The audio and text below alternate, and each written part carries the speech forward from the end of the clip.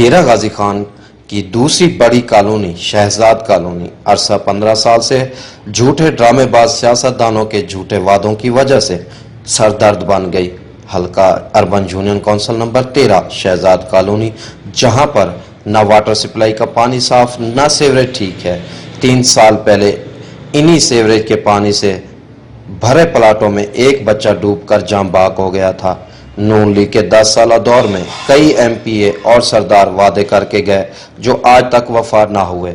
अब पीटीआई के दौरे हुकूमत में भी एमपीए ने वादे किए। वजीर आला पंजाब को 4 दफा दरखास्त दी, एक लेटर की कॉपी देकर टरखा दिया गया।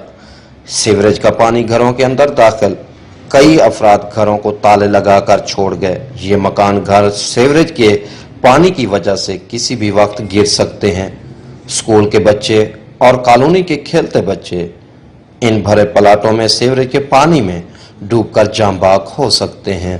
टीएमए को बार बार शिकायत की, लेकिन टीएमए टस से मस ना हुई।